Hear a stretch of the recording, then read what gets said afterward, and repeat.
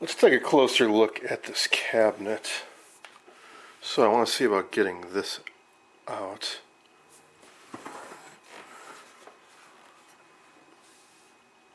Yeah, it's definitely held in by some screws from below. So whether I can sneak a ratchet in here, or I take the bottom off, which turns out is just a piece of perforated sheet metal. So you take that off and the whole thing opens up. It's just a wood frame. You know, this whole area is opened up. These two metal runners are what the chassis kind of is guided by. And then there are some little prongs up front that the chassis locks into when you slide it in. Oh, I was wondering what was rattling around in here. There's a thermistor.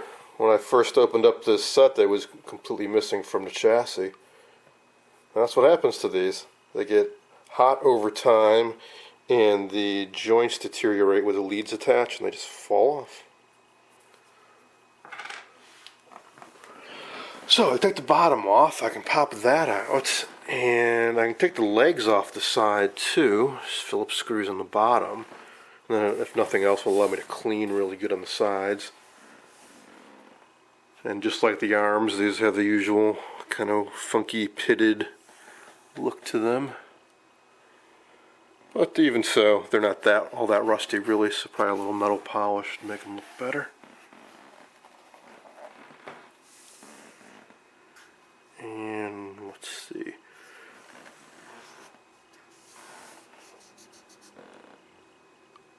What's kind of weird is that this is real mahogany, but the grain really matches this, so I wonder if they put some of the faux graining on this as well as this. So I think if I stripped this down and sanded it and refinished it, it would be a much more uniform color than that, because it's pretty tight grained. So I might be better off leaving this and just touching it up along the edges rather than stripping it and using toner lacquer as I was contemplating. Again, don't want to put a ton of work into this.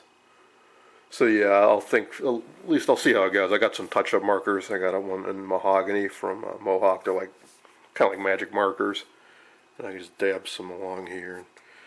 Yeah, I'm sure it'll look better than it does now.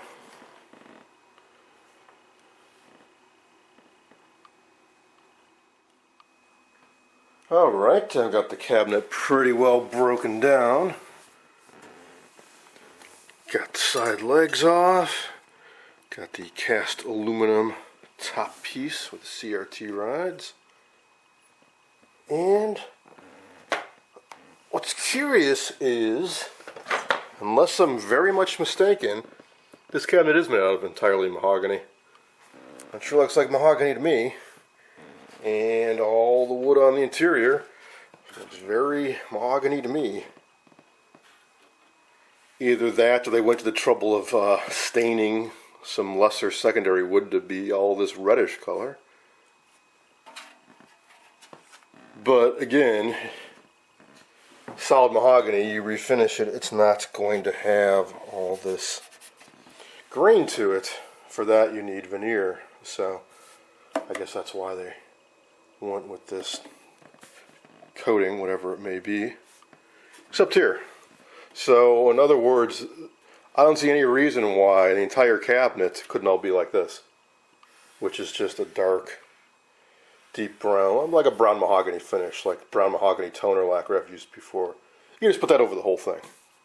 And I could. If this was really deteriorated, I might very well do that. But because it's not, again, I'm just going to do the center section. Here's the speaker. A very skinny oval type speaker. Also very dusty. I'll clean that off while I've got it out. Here's what's left of the antenna. It'll come out the side.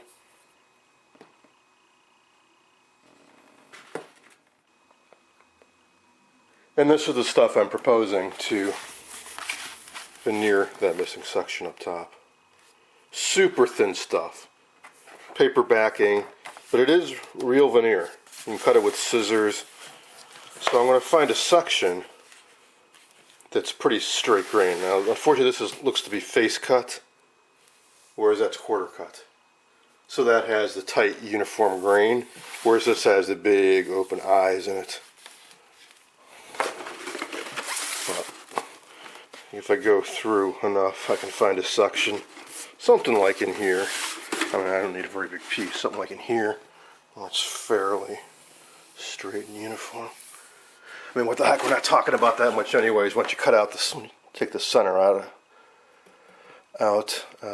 just a section here and here. So then the real trick will be to match the color, of course. And I've done some experimenting in the past, and I found basically the brown mahogany toner lacquer is a pretty good match. As for touching up the rest, well, I've got some of these Mohawk Ultramark toner markers, and I've got my little kit here. It's kind of like watercolor paint, but it's actually a little more to it. So you can mix and match these. Get a color match. So between the two. If this is black, you obviously don't want to use that. And extra dark walnuts, no, but I've got brown mahogany and light red mahogany, so I figured between the two of these, I guess the light red mahogany would be a pretty halfway decent match. Maybe not so much up front here, but areas like this. Might even want to use a little bit of the black or dark walnut to simulate, to make the kind of change colors up a little. Otherwise, I've got red and brown mahogany in here as well.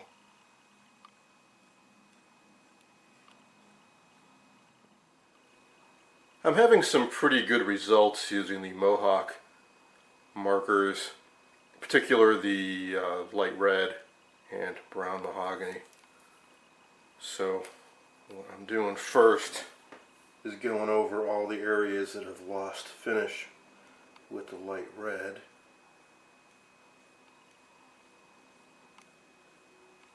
I've already done this section here.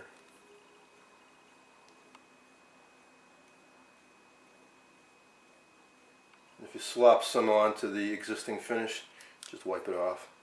See, I've been doing that for a while, got some on my fingers. Clean that off later. And then in areas where I think it should be a little bit darker, I can see there's kind of dark stripes here, here, here, here. Take the brown mahogany and dab a little on. And I kind of want to make it somewhat irregular to look more natural.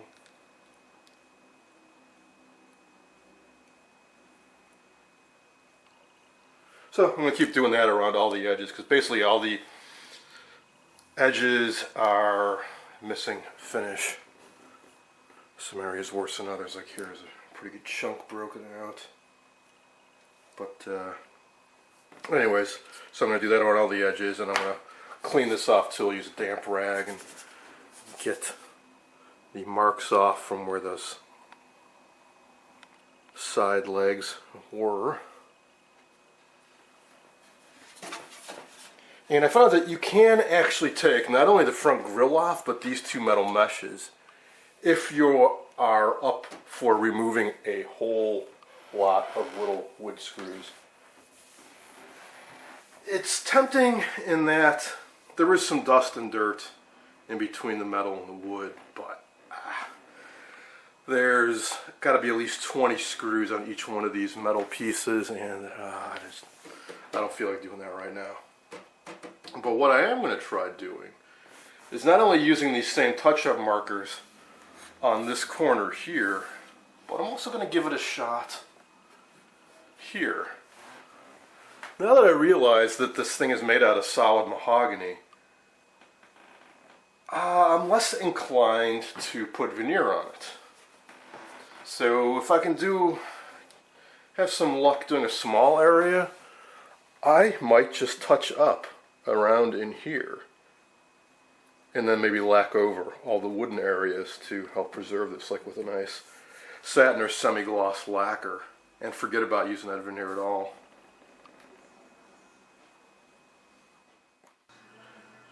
In the end, I decided it would be worth the effort to completely break the cabinet down, so I did take out all those little screws, and it actually wasn't as bad as I thought it might be because they were all fairly loose. So 10-15 minutes got them all out, and then I was able to remove the two metal panels and the front trim and so on, and then I proceeded to touch up the rest of the cabinet. And, well, I won't say it's my finest work, but I think once I lightly sand the remains of the old finish and put on some clear coat, that it might pass a 10-foot test, meaning that from a 10-foot distance you wouldn't notice anything too horrible. Still got a little bit more work to do on the front. I'm going to try using a little toner lacquer on this instead of those marker pens. They just aren't working that well. I think this is more of an opaque finish, or this wood is more dense and it's not really taking it up. Worst case scenario, I could mask off the whole set and just refinish this front piece, but I'd rather not have to go through that. There's also paint flecks, that's why I want to lightly sand this. And the one thing remaining that's a big question mark for me is, can I put lacquer over this? I don't know. So, that might not be compatible. So what I think I'll do is clean off a small area, good with like some alcohol, and then apply with a brush just a little bit of lacquer and see what happens.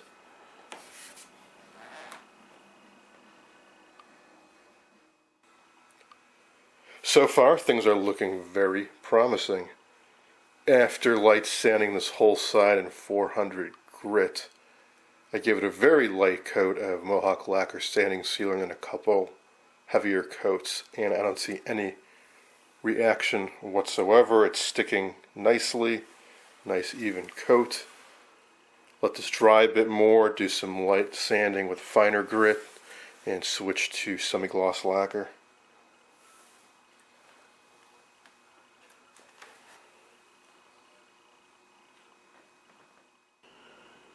I just sprayed the other side and it's coming out just as nice. And I threw a little clear on the top to get a better idea of what my patched in area is going to look like. And I'm not real thrilled with it. Not the greatest color match. And of course there's a difference in the depth of the finish. I was contemplating putting layers of finish and sanding to get it leveled, but that'd be a ton of work. Plus, the color match is pretty crappy anyway, so now I'm going back to my original idea, which was to just veneer over this section. Either that or scrape off all the faux finish and stain or tone this section, and it just wouldn't have any wood grain, but I think that would look pretty funky too. Now the downside to me putting new veneer, aside from it being a bit of work, is that along the edges it won't match, but I think if I can get the color fairly close, it won't be that big a deal because it's a very isolated section. So while I ponder that, I'm going to go ahead and work on the front edge and the other bits. I decided to stick with the original plan, which was to strip and reveneer the center board, so I'm working on stripping it right now. And that has revealed what I'm pretty darn sure is poplar. So I think they really did build this whole frame out of poplar and then spray it with some reddish finish to make it look like it's solid mahogany when it is not.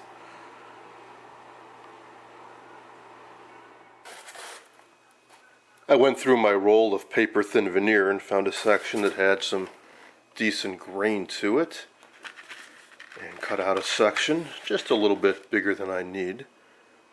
And then I used an old trick, which is to smear wood glue on both surfaces and let it dry, which will act like contact cement with one difference. it doesn't adhere immediately. You need to use heat. I chose this glue in particular because what I found, the info I found on this website. Here's the website I found, how to veneer a loudspeaker cabinet, which is not what I'm doing, of course, but it has very good info on how to plan your project, cut up your veneer, and how to use this dried glued technique. And this is what I wanted to show you guys. A chart showing you for different types of glue how much time you've got. I was not aware of this when I've done this before. In the past I've used Titebond 2, and I think in some cases I let it sit for more than 12 hours, and I've had some times when it was tough to get it to stick, and that may very well be why. But the Titebond original gives you about 7 days of work time. Or if you go with just plain old traditional white glue, that's indefinite. But also keep in mind the temperature. So Titebond 2 Premium, you only have about 12 hours, and it takes 350, which is pretty hot. So I've got the middle. Actually, I just happen to have it on hand, but it turns out to be great because I've got a week to work with it, and middle of the temperature range there. Now, the reason I wouldn't want to go with the white glue, reactivated indefinitely and 180F. This is going on the top of a TV that gets kind of toasty. That could very well get warm enough to reactivate that glue and start and let the veneer start lifting up. So I figure I'm safe with 250 plus after 7 days. I imagine that it can't be reactivated, and even if it gets above 250, it's going to stay put. I finished ironing down the veneer and then trimmed off the excess. Came out quite nicely. All secured, no bubbles. Now I got the fun part of cutting out the hole where the CRT flange goes. So I just kind of started cutting away down the center there. I'll have to be careful not to go beyond that. Well, actually I could be a little sloppy now that I think about it, because of course you got this collar here, so it'll cover up if I screw up. Then, well, the usual stuff. Just treat this like any other veneer or refinishing project. I will put a little sealer on it, and then grain filler, and then, well, then I gotta be lucky, a little bit lucky, with toner to match this color. I'll try brown mahogany, Mohawk toner lacquer, and mask off the sides, and I guess I'll do light coat after light coat and do color comparison, and hopefully get it close.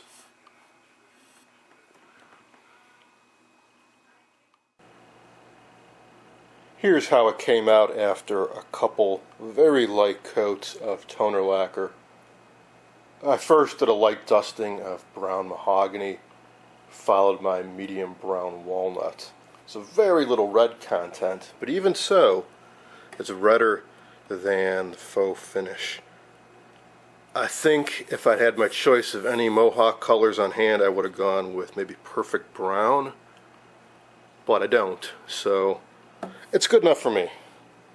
From a distance, it looks fine, and it's not that odd, I think, to have an isolated panel be a slightly different color than the rest. Certainly better than the way it was before. Now I also went ahead and stripped this front piece, so I'll mask off the rest of the cabinet and then use some toner on that, and then a little bit of touch up on this, and then clear coat the whole thing, and that should be it. So now that the cabinet's close to being done, I'm going to turn my attention for a moment to what's left of the antenna. So this mounted to the cabinet, and originally this is where the antenna would come out. There's a little ring left in here, I just popped that out. So I think there was some kind of plastic support around here, and then of course there was a telescoping antenna that mounted inside. I think the plastic support broke off, and then the antenna fell out, and who knows where the rest of it ended up. So I know some guys have had some luck fabricating replicas or replacements using parts of old rabbit ears. So there was somebody on the antique radio forum that did that, and he had half of a pair of rabbit ears left over, and I contacted him and ended up getting it, and here it is. So I was checking it out and comparing it, and thought maybe I could break away the plastic and get the insides out and transplant it. And I realized that this is like identical to the one that was in there. So like, look at the ring that came out of the Predicta. It's exactly the same as the ring that's in there. Not only that, this is exactly the same diameter. So all I gotta do is pop the remainder of this black plastic out and pop this one in, and I'm done. The only downside is that the original had this nice square plastic, and this one's chewed up from him breaking it apart. Now, if you had realized that I had this part, and he might have taken more care when breaking it apart, I don't know. I have to refer back to the Antique Radio Forum to see how he did it. I don't think he had this piece at all. I think he might have had to replicate all of it. So yeah, I do remember him making up, taking like a ferrite core and wrapping some wire around it, and like having to do all of this from scratch. So I've got a huge advantage there where I've got most of it. So I will cut and file and sand and get this done as best I can. And I'm sure I could fill in the voids with some epoxy JB weld or something, and kind of mold it to make it a little bit cleaner. But first I want to see if I can pop this out and double check that indeed this will fit.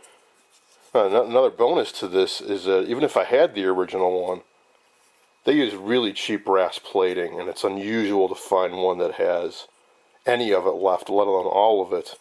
Whereas this is in really nice shape. This might be solid brass. So that's going to look really sharp on the set.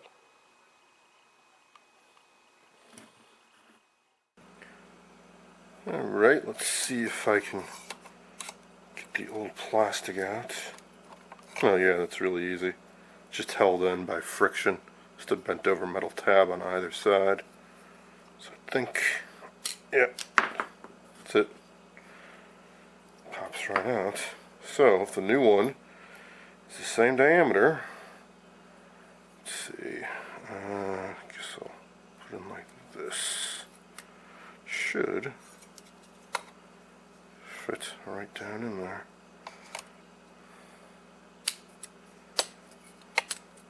Alright, so like I said, it's chewed up.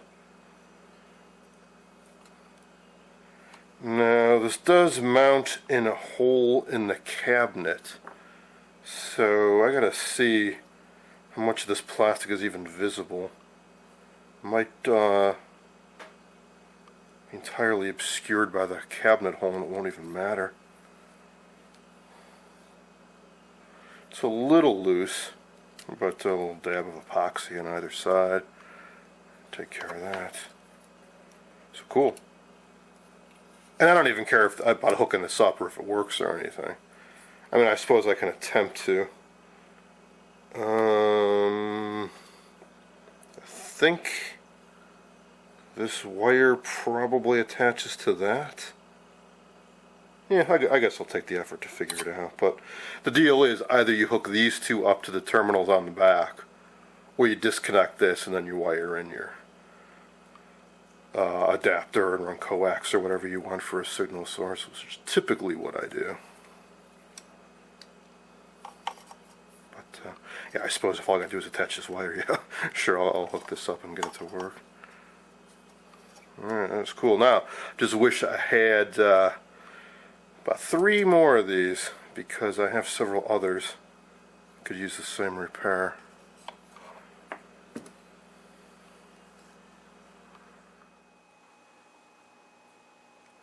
Well, this just keeps getting better and better.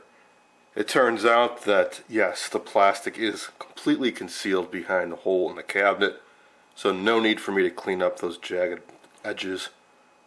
And the screws hold that plastic tight against the cabinet, so it doesn't matter, it's a little bit loose when I had it outside.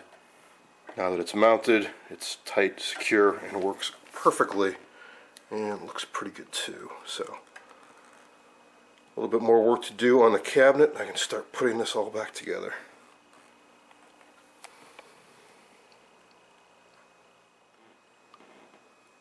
And finally, here it is with the front edge lacquered up. So I'm going to put on a few more coats of clear, and that'll be it. I'll save that for the next video along with final assembly